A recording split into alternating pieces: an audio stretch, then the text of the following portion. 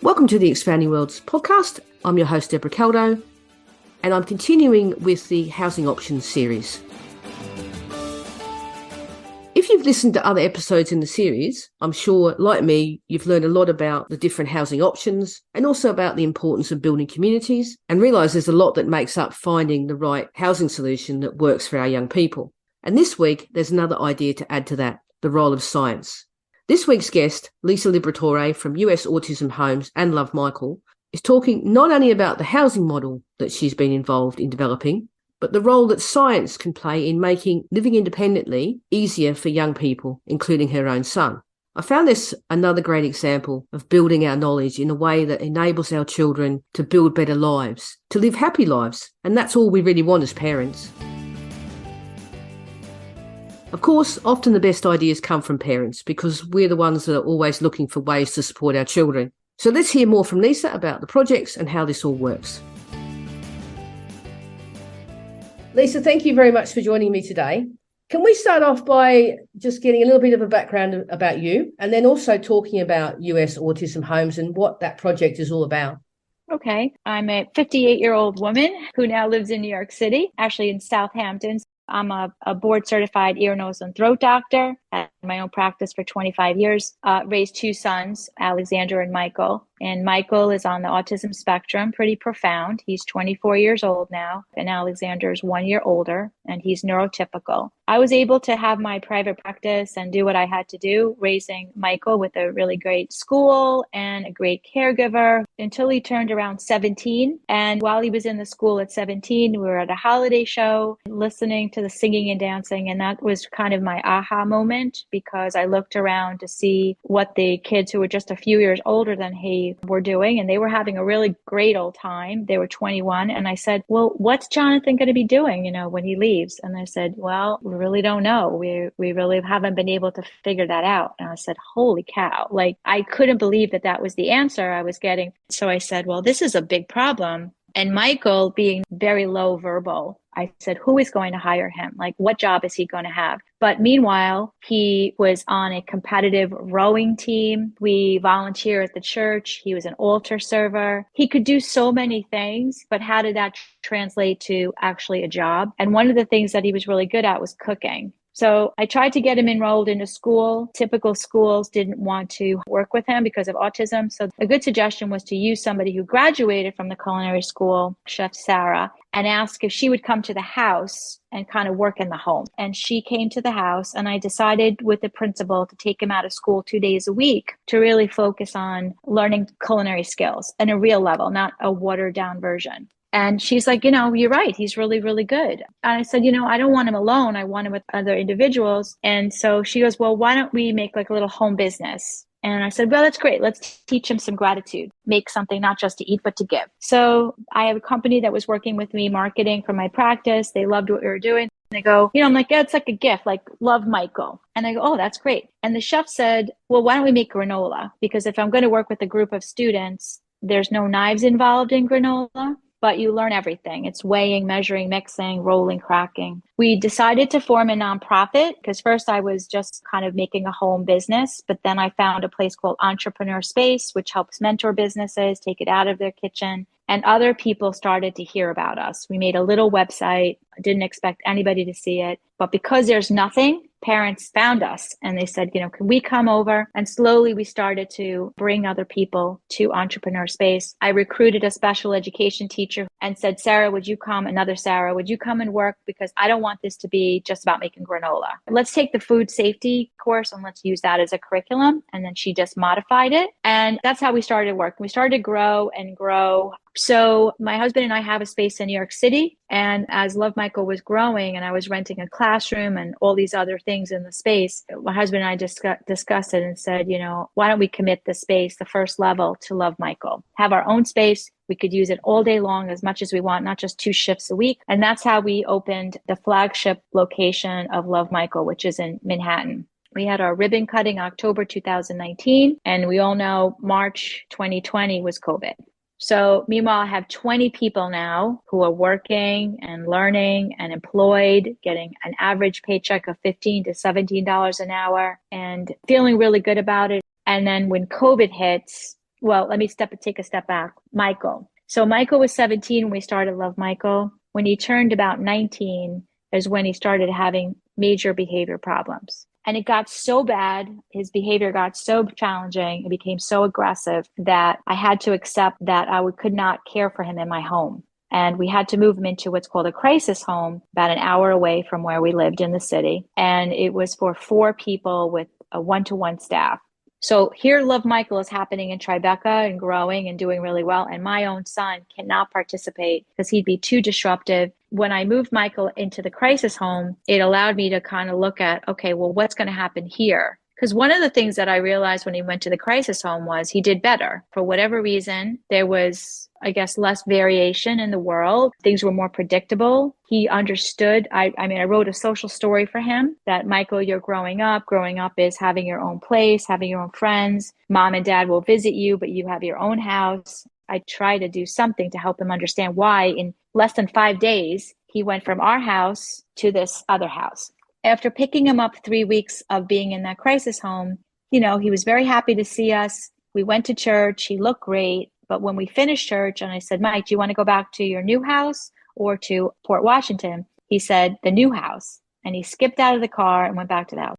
So we were like in this big house going, he's not coming back. Our other son is in college. And so we started to look at group homes. When I saw what was happening in group homes, most of the houses were 8 to 10 people in a house, mixed disability. You couldn't choose the house that you would go to live in. So I became aware of a concept for a house model, which was using self-direction. So it's a private-public partnership. Individuals get a budget from the state, and from that budget, they can make a more individualized, person-centered life.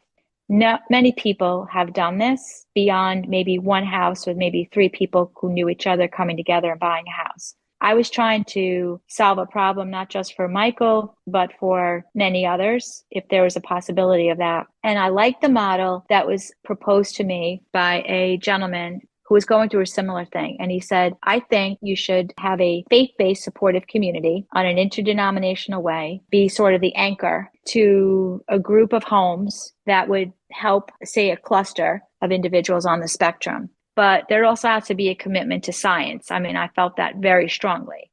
There was no research in adults on the spectrum. What I saw was very little. And so I wanted there to be a commitment to understanding what was going on with Michael. It wasn't just specific to him. It was what I was hearing from many families whose sons were in their 20s. And if somebody told me, listen, Lisa, this is going to get better, by 28, 29, he's going to calm down. But nobody could tell me that because we're at the leading edge of what's happening with autism. So what we're doing, I feel through Love Michael and US Autism Homes, I feel a very strong sense of responsibility to help other families who are just newly diagnosed, to give them a sense of hope or what the future will look like. And I felt like what I'm seeing for Love Michael, the young men and women who work at Love Michael, and now with US Autism Homes, that there's a pervasive challenge. No matter what their level of ability is, there's a common problem with tremendous anxiety, whether we understand it or not, or we think it should make the person anxious or not, they feel tremendous anxiety. And that affects the way they behave, the way they interact. And so what's called like autistic behavioral things, I feel there's always a strong reason behind it. And I always look medical first to see if there's a medical reason. I think that is overlooked so much. And I think that there's that anxiety. There's also significant problem with their sleep, which we know that's been commonly reported, and then a difficulty in focusing. So what we tried to do was to set up the first house, buy a house. We renovated it. We bought it walking distance to the Greek Orthodox Church in Southampton. The leadership there has been so supportive of us. And when I asked them, would you be the first faith-based community? They said yes right away, not really realizing, what was I asking them to do? So I realized what we're asking them to do is to, beyond the love and acceptance of a parent, to be another level of love and acceptance for our sons and daughters that will be there beyond the lives of the parents, hopefully for many generations. Faith-based supportive communities, churches, synagogues, hopefully will be around for many, many generations. So that's like a stable institution, whereas a lot of these agencies, they seem to close or consolidate. So it's not necessarily a generational solution. The second thing is lots of them have space that are really underutilized. I mean, churches are empty during the week. They have classrooms. And so they've actually given us 2 dedicated spaces, actually 3 spaces. And our guys are there every day. We've actually curated community classes functioning out of the church, which are integrated into the community. So other community people join these classes. So our guys, they're not in isolated spaces. They're in spaces with the community. So they do yoga and dance and adulting classes. So specific to help them, financial literacy and things that help them be more adult. So we have that space, which doesn't cost us anything. And then we also participate in the programming that's happening in a vibrant community. So they have lecture series and dances and festivals. Communities have become so aware of what are the sensitivities to sound and noise and chaos. They've been educated. They've become allies of our community. So during COVID, I took Michael out of the crisis home and I took him back to my house because of the scariness of COVID running through group homes. We weren't going to be able to see your kid for many, many months. That made me accelerate the US Autism Homes program. So I moved Michael in pretty quickly, moved the second person in 1 month later, and then the 2 others. So there's 4 in the house, 6 months, and then 6 months. It took a year to get the 4 men in the house because they had to be compatible. We had to feel that they were going to be compatible, that they wanted to live together, the families would be compatible, and that these 4 families were willing to take a risk because we never did this before. We were just going to have to hold hands and jump. Other families, again, once we formed the US Autism Homes as an official nonprofit in 2019, other families started to contact me and my emails flooded with people. And so what we tried to do is to bring people together, have social events so we could meet parents and their sons or daughters and see who's really interested in doing like the next house.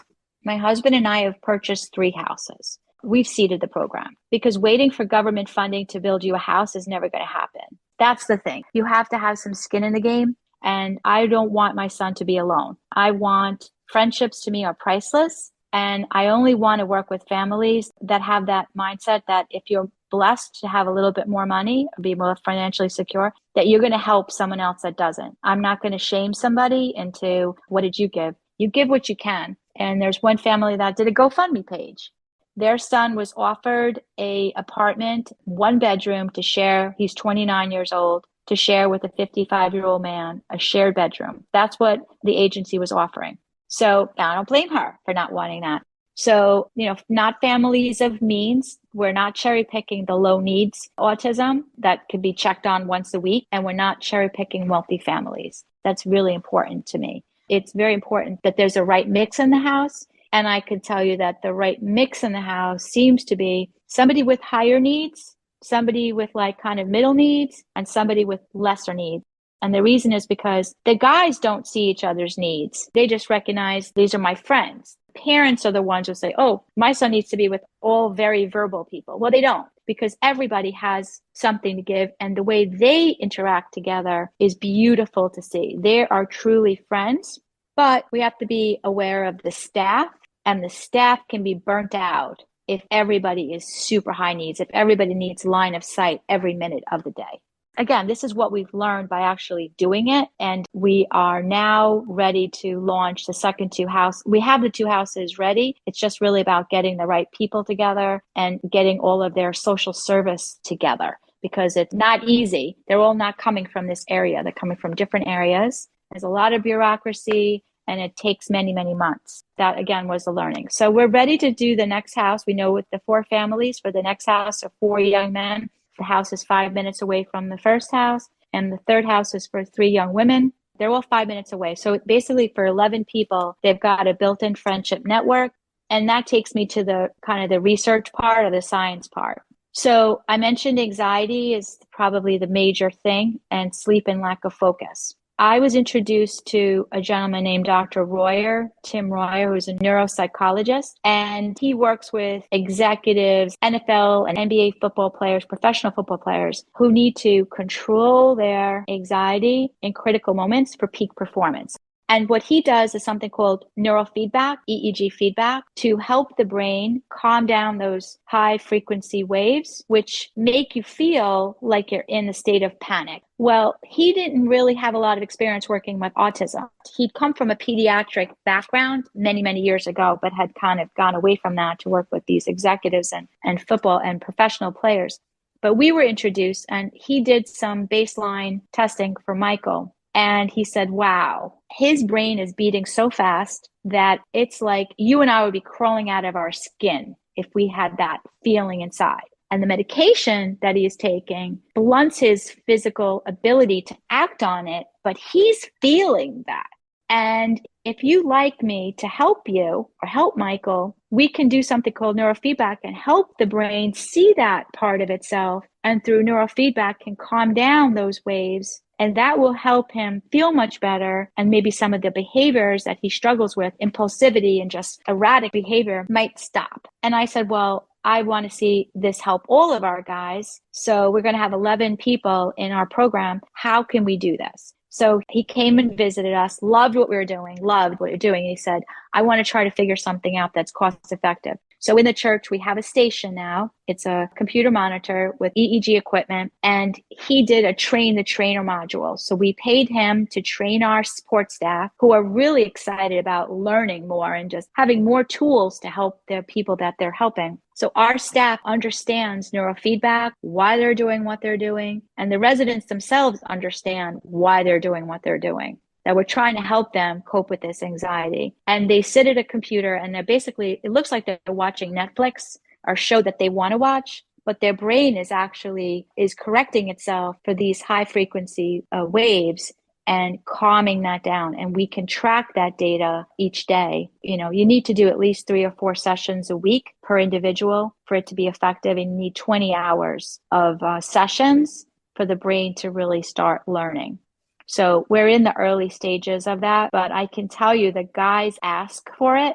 And we definitely see a calmness after the session, which are about 30 minutes to an hour. So that's one part of science that we're doing. And I think that we might want to establish a station in each of the houses, but right now we have it at the church as a centralized location.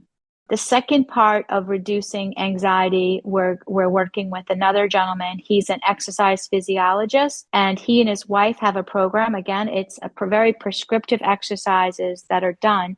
They're working with people who suffer from addiction. So it's recovery through fitness. Again, not autism, but because we got connected and he met us, he's like, I think I could help your guys. We hosted him. He stayed here for about a week and he worked with the guys, and we're in the early phases of it. But again, he's using heavy, gross motor, big movements in order to achieve a certain response. And through Dr. Royer, we'll actually be able to track those responses before and after the workouts to see if in fact we're seeing a reduction in those sympathetic overdrive. That's what we're focusing on. Yeah, so that's basically where we are now.